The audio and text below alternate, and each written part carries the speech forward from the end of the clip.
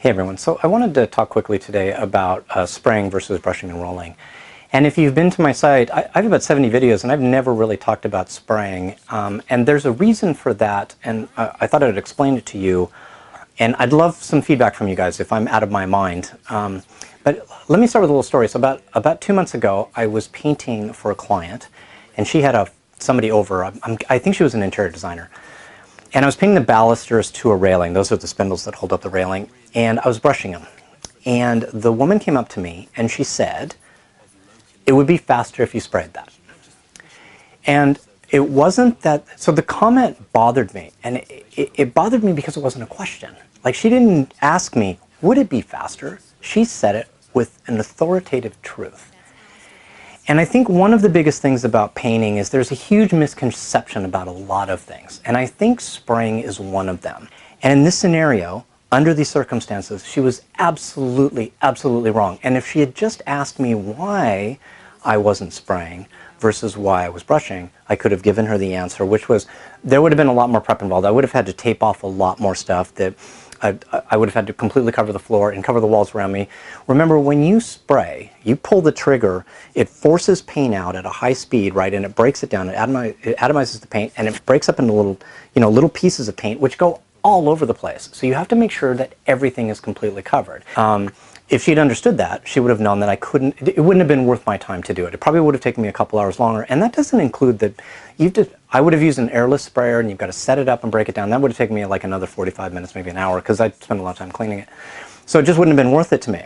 And so I think there's this misconception that I think people see videos of guys just spraying and going, oh my God, I should just spray, it's faster. That's not true all the time, okay? So when I put this channel together, the majority of you are DIYers and people don't have a ton of experience painting. And so when I think about that, I'm like, if you're just going to paint a room, I'm not sure you should pull out a sprayer.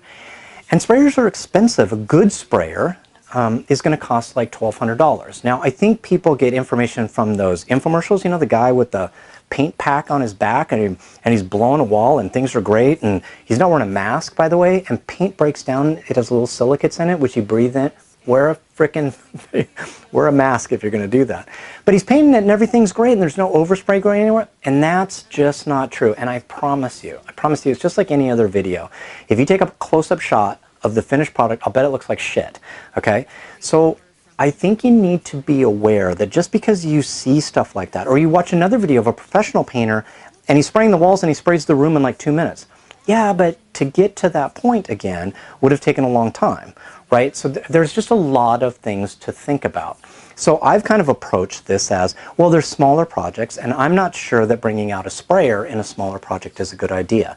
Now, in the future, what I'm going to do is I'm going to create a bunch of videos. I'm going to start doing that in the next month or so. So I'll go through the whole process, picking a sprayer, taping everything off, how to run the sprayer, we'll walk through an entire project so you understand the whole process.